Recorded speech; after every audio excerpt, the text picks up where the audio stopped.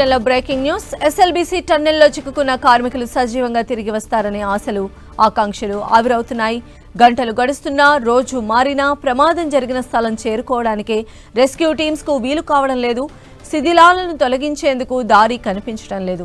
47 గంటలు దాటినా rescue operation, కార్మికుల సమాచారానికి సంబంధించి ఎలాంటి పురోగతిని సాధించలేదు. దీంతో సహాయక చర్యలు సవాల్గా మారాయి. శ్రీశైలం ఎడమగట్టు కాలువ టన్నెల్లో చిక్కుకుపోయిన 8 మంది కార్మికుల కోసం సహాయక చర్యలు ముమ్మరంగా కొనసాగుతున్నాయి. NDRF, army, Singareni rescue team, Hydraa, Secunderabad bison division engineering task force సిబ్బంది ఈ చర్యల్లో పాల్గొంటున్నారు. తాజా అప్డేట్స్ అందించడానికి మా ప్రతినిధి టీజీ ప్రసాద్ మనకు అందుబాటులో ఉన్నారు. ప్రసాద్,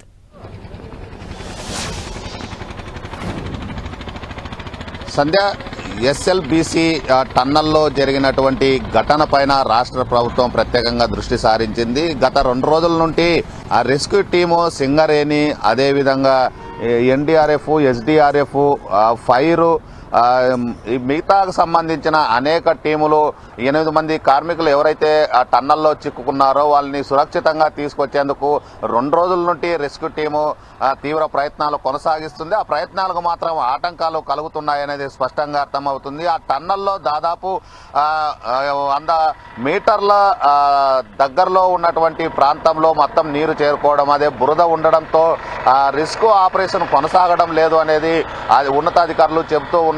ఏదైతే 14 కిలోమీటర్లు టన్నల్ ఉందో ఆ టన్నల్లో పనిచేస్తున్న సందర్భంలో పైన పెక్కులు ఊడిపోయి పడ్డంతో అక్కడ తీవ్ర ఇబ్బందులకు గురవుతున్నాయి. దాదాపు 13 కిలోమీటర్ల 800 మీటర్లు దగ్గరికి వెళ్ళినప్పటికీ ఇంకొక 150-200 మీటర్లు వెళ్తే కార్మికుల ఆచూకీ లభ్యమవుతుంది. అలాంటి పరిస్థితుల్లో అక్కడికి వెళ్ళడానికి తీవ్ర ఇబ్బందులకు గురవుతున్నామనేది ఆ రెస్క్యూ టీం చెప్తుంది. సింగరేణి ఏదైతే రెస్క్యూ టీం ఉందో అదేవిధంగా ఎన్డీఆర్ఎఫ్, ఎస్డీఆర్ఎఫ్, ఫైరు తదితర రెస్క్యూ టీంలు ఏవైతే ఉన్నాయో ఆ టీములంతా తీవ్ర ఇబ్బందులకు గురవుతున్నాయి. రాత్రి సమయం కూడా ఆ కార్మికులు రక్షించుకునేందుకు తీవ్ర ప్రయత్నాలు కొనసాగిస్తున్నప్పటికీ ఆ ఫలితం మాత్రము కనిపించలేదనేది స్పష్టంగా అర్థమవుతుంది. రాత్రి సమయాల్లో కూడా ప్రత్యేకంగా టీములు వెళ్లి రిస్క్ ఆపరేషన్ కొనసాగిస్తున్నాయి. అయితే రిస్క్ ఆపరేషన్ మాత్రం ముందుకు వెళ్ళలేదనేది స్పష్టంగా అర్థమవుతుంది. నిన్నటి రోజున ఏదైతే బురద నీరు ఉండడంతో ప్రత్యేకంగా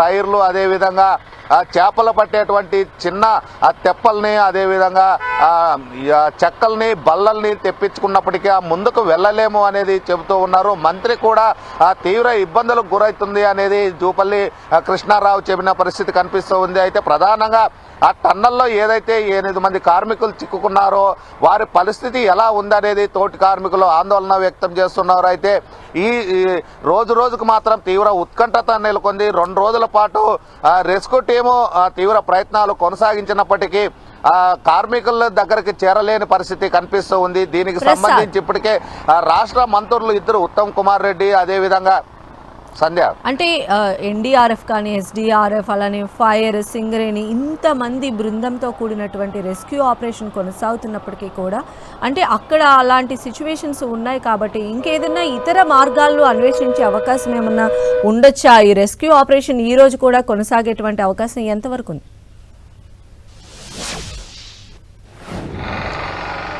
ఈ టన్నల్ దాదాపు 100 అడుగుల లోతుకి ఉన్న సందర్భము. అయితే వేరే ఆల్టర్నేటివ్ సొరంగాన్ని ఏర్పాటు చేసే అవకాశాలు లేవనేది స్పష్టంగా అర్థమవుతుంది. దాదాపు 100 అడుగుల లోతుకు ఉండడంతో ఇంకో ఆల్టర్నేటివ్ సొరంగాన్ని తవ్వే అవకాశాలు లేవు.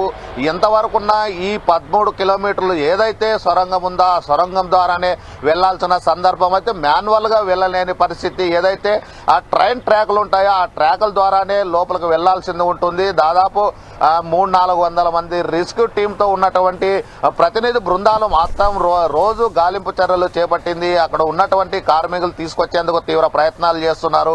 ఎన్డీఆర్ఎఫ్, ఎస్డీఆర్ఎఫ్, అదేవిధంగా సింగరేణి, ఫైరు తదితర ఏదైతే రెస్క్యూ టీంలు ఉన్నాయో వాటికి తోడుగా నెవీకి సంబంధించిన కీలకమైనటువంటి వ్యక్తులు నిన్న రావడం జరిగింది. ఏదైతే కార్మికులు ఉన్నారో ఆ కార్మికుల్ని తీసుకువచ్చేందుకు తీవ్ర ప్రయత్నాలు కొనసాగిస్తున్నారు. అదేవిధంగా ఆర్మీ కూడా గత 2 రోజుల నుండి అక్కడే ఉంది. ఆర్మీ అధికార యంత్రాంగం కూడా ప్రత్యేకంగా దృష్టి సారించడం జరిగింది. ఏదైతే తీవ్ర ఇబ్బందులు ఉన్నాయో వాటిని అధిగమించేందుకు ఎలాంటి చర్యలు చేపట్టాలన్న దానిపైన ప్రత్యేకంగా మంత్రులు ఎప్పటికప్పుడు ఉన్నతాధికారులతో సమీక్షలు నిర్వహించి డైరెక్షన్స్ ఇస్తున్నప్పటికీ అక్కడ ఫలితం మాత్రం శూన్యంగా కనిపిస్తూ ఉంది.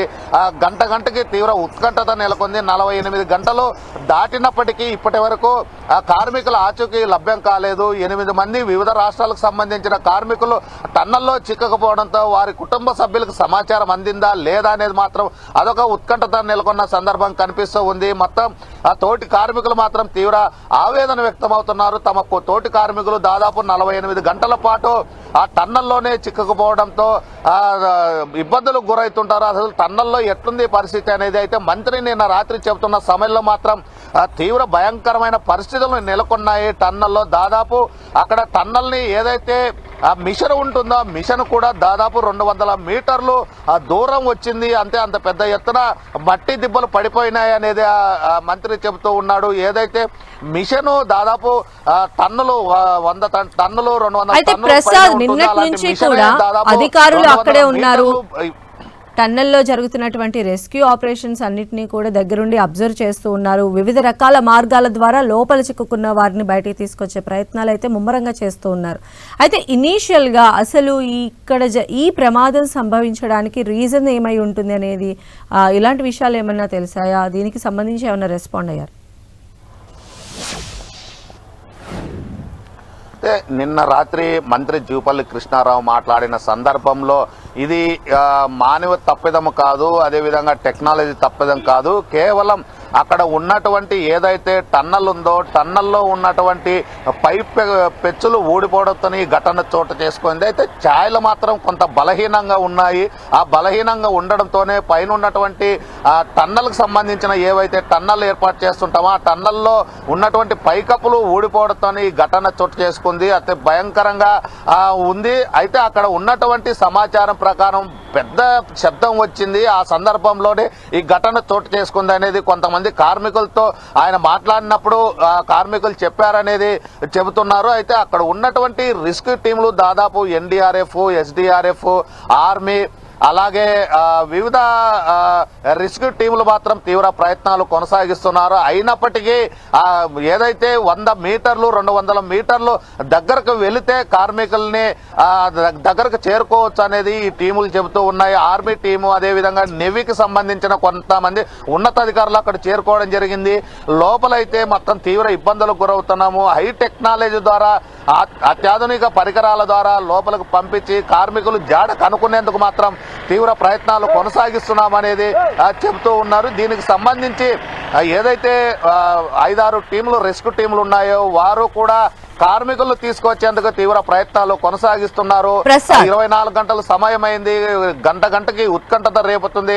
సంధ్య, అయితే 42 మంది కార్మికుల్ని అక్కడి నుంచి రెస్క్యూ చేశారు కదా, అప్పుడు ఆ టైంలో ఉన్నటువంటి ఆ ప్రత్యక్ష సాక్షులు అసలు చెప్తున్నది ఏంటి, ఏం జరిగిందని వాళ్ళు చెప్తూ ఉన్నారు? అయితే 2 రోజుల క్రితం ఏదైతే ఉదయం 8:30 గంట 9 గంటల సమయంలో కార్మికులంతా 50 మంది కార్మికులు కలిసి టన్నల్లో వర్క్ చేయడానికి వెళ్ళడం జరిగింది. ఆ సందర్భంలో పెద్ద ఎత్తున పై నుండి పెక్కలు ఊడిపడి భయంకరమైన సౌండ్ రావడంతో మేలుకున్నటువంటి 42 మంది కార్మికులు అరుపులు కేకలతో బయటకు రావడం జరిగింది. 8 మంది ఆ టన్నల్లోనే చిక్కుకోవడం జరిగింది. ఆ కార్మికులు మాత్రం ఒక భయంకరమైన శబ్దం రావడము, అక్కడ ఉన్నటువంటి పైన ఉన్నటువంటి పెక్కులు ఊడిపోవడంతోనే ఈ ఘటన చోటు చేసుకుంది. దాదాపు 100 టన్నుల కొద్దీ మట్టి పడిపోయి ఉంటుంది అనేది తోటి కార్మికులు చెబుతూ ఉన్నారు. మిషన్స్ కూడా దాదాపు 200 మీటర్లు దూరం వచ్చింది. అది ఏదైతే టన్నల్లో డ్రిల్ చేసుకుంటూ వెళ్తుంటుందో ఆ మిషన్ కూడా దాదాపు 200 మీటర్లు వెనుక్కు వచ్చిందంటే ఏ విధంగా అక్కడ ఘటన చోటు చేసుకుందా అనేది మాత్రం తెలియాల్సి ఉంది. అయితే పైన ఉన్నటువంటి ఛాయలు బలహీనంగా ఉండడంతోనే ఈ ఘటన చోటు చేసుకున్నట్లు మంత్రి చెబుతూ ఉన్నాడు. దీనికి సంబంధించి నేవీ బృందం కూడా అక్కడికి చేరుకోవడం జరిగింది. ఎలాంటి ఘటన చోటు చేసుకోవడానికి ప్రధాన కారణం ఏంటి, అసలు అక్కడ కార్మికులు ఏ విధంగా ఉన్నారు, కార్మికుల పరిస్థితి ఎలా ఉంది, 48 గంటలు దాటిపోయింది, కార్మికులు 8 మంది అక్కడికే చిక్కుకున్నారు, ఆక్సిజన్ కూడా అక్కడ పంపింగ్ చేస్తున్నారు ఉన్నతాధికారులు. గత 2 రోజుల నుండి ఆక్సిజన్ లెవెల్స్ ఇబ్బందులు లేకుండా ఆక్సిజన్ గాని పంపడం జరిగింది. అయితే అక్కడ ఉన్నటువంటి బురద నీటితోనే ప్రధాన సమస్య ఏర్పడింది. ఆ బురద నీటిని తోడేసే తప్ప ఆ కార్మికుల్ని రక్షించలేని పరిస్థితి అనేది స్పష్టంగా కనిపిస్తూ ఉంది. దీనికి సంబంధించి ఉన్నతాధికారులు మాత్రము ఆ రెస్క్యూ ఆపరేషన్ కొనసాగుతుంది. ఈ రోజు మంత్రి కోమటిరెడ్డి వెంకటరెడ్డి కూడా మరి కాసేపట్లో ఇక్కడికి చేరుకునే అవకాశాలు ఉన్నట్లు తెలుస్తూ ఉంది. ఎప్పటికప్పుడు ప్రభుత్వం మంత్రులు ఉన్నతాధికారులకి ఏదైతే ఆదేశాలు ఇవ్వడమో టన్నల్లో ఇరుక్కున్నటువంటి 8 మంది కార్మికుల్ని ఖచ్చితంగా తీసుకువచ్చేందుకు ఆ ప్రయత్నాలు కొనసాగిస్తున్నామని చెప్తున్నారు. ఎస్ఎల్ఎన్బిసిలో మాత్రం ఈ కార్మికుల రక్షణ కోసం రెస్క్యూ ఆపరేషన్ కొనసాగుతుందని చెబుతున్న పరిస్థితి కనిపిస్తూ ఉంది. సంధ్య. రైట్ ప్రసాద్.